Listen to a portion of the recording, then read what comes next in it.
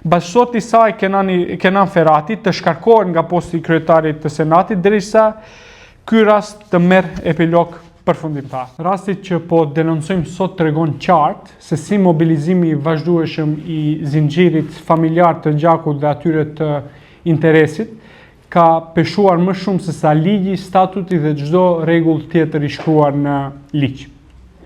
Pak janë organet brenda Universitetit të Tetovës që nuk janë përfshirë në këtë avancim të kundërligjshëm akademik. Ky rast është tregues se në këtë pikë procesi i avancimeve më nuk ka të bëjë me atë se sa di, por se sa dhe kë një. Arbresha Bexheti Ferati, angazhuar në Fakultetin e Mjekësisë dhe njëkohësisht bashkëshorte e kryetarit të Senatit të Universitetit të Tetovës, ka arritur që të avancohet në titull akademik në kundërshtim të më shumë se 15 dispozitave ligjore dhe statuare, bazuar në raportin e Inspektoratit Shtetëror të Arsimit.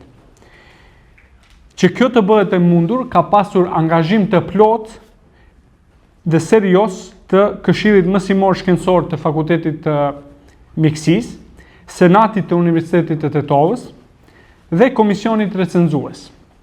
Shkelet janë të shumta, andaj do të mundohemi që t'i përmendim shkurtimisht në rrjedhë kronologjike disa prej tyre. Viti 2022, Senati i Universitetit të Tetovës zhveshet nga kompetencat ligjore dhe i njeh Arbresha Bexheti Ferati titullin profesor inordinar të fituar në Beograd, Serbi, pa verifikuar nëse kandidatja i plotësonte kushtet e detyrueshme ligjore. Pa qenë e sigurt se e meritonte titullin paraprak, Arbresha Bexheti Ferati synoi edhe për më lart. Andaj në fund të vitit 2025, dekani i Fakultetit të Mjekësisë, Nevzat Elezi, pa kompetencë ligjore, shpall konkurs për zgjedhje në thirrjen akademike profesor i rregullt.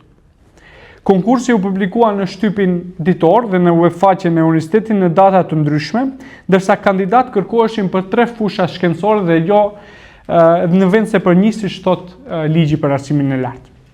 Befas, për koincidencë, aplikon vetëm një kandidate, Arbresha Bexheti Ferati, dhe saga e shkeljeve ligjore vazhdon me krijimin e komisionit recenzues në përmbërje të Nevzat Elezit, Zhaklina Cekovskës nga Universiteti Shënkeriri dhe Metodi dhe Nexhbedin Baadinit, që do të vlerësonin për avancimin ose jo të Bexheti Feratit.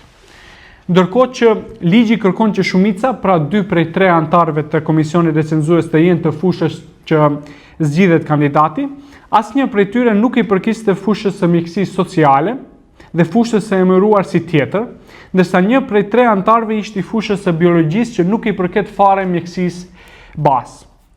Gjetjet në referatin e përpiluar nga këto 3 antarë thellojnë skandalin edhe më shumë, sepse si dëshmi për zgjedhjen e mëhershme akademike të kandidates Arbresha Bexheti Ferati, kanë shënuar buletinin me numër 166, ndërsa kur inspektorët e kanë hapur këtë buletin, u shfaq emri bashkëshortit të saj, kryetarit aktual të Senatit të Universitetit të Tetovës, Kenan Feratit.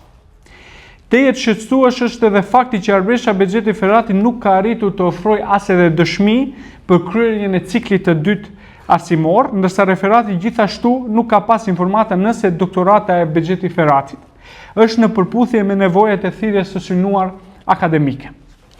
Komisioni recenzues nuk arriti të verifikojë nëse Arbresha Bexheti Ferati i plotësonte kushtet, qoftë edhe për njërin nga 3 fushat në këtë konkurs. Por megjithatë propozoi që ajo të zgjidhet profesor i rregullt në Fakultetin e Mjekësisë në UT. Me krejt këto anomali të lartë përmendura, me një referat tejet problematik dhe gjysmak, Këshilli Mësimor Shkencor, me datë 8 prill të vitit 2026, vendosi që Arbresha Bexheti Ferati t'i jep titullin akademik profesor i rregullt. Theksojmë se të njëjtën ditë ka filluar edhe inspektimi nga ana e Inspektoratit Shtetëror të Arsimit, i cili ka zgjatur për 7 ditë. Kërkojmë që rektori aktual i Universitetit të Tetovës, Jusuf Zeneli, t'i thirrë mendjes dhe të bashkëpunojë me organet inspektuese, pasi informatat tona thonë që ai ka refuzuar të nënshkruajë proces verbalin për inspektimin e kryer. Zeneli gjithashtu të mbaj përgjegjësi që gjithë ky zinxhir shkeljeve ligjore ka ndodhur pikërisht në kohën kur ai u theq me universitetin. Këtu nuk kemi më të bëjmë me një rast individual, por me një skemë mirë të organizuar, Përpos shkeljeve të ligjit për arsimin e lartë, Forumi për ndryshimin e arsimit bën thirrje dhe prokurorisë publike të hetojë shkelje të mundshme penale, si keqpërimi i detyrës zyrtare, potencialisht falsifikim të dokumenteve, si dhe konflikt të interesit. Universiteti i Tetovës menjëherë të anuloi thirrjen akademike të Arbresha Bexheti Ferrati, ndërsa pas kësaj Inspektorati i Arsimit të hulumtoi nëse ajo i plotëson kushtet për titullin profesor inordinar. Bashkësorti i saj Kenan Ferrati të shkarkohet nga posti i kryetarit të Senatit derisa ky rast të merr epilog përfundimtar. Ju falenderoj.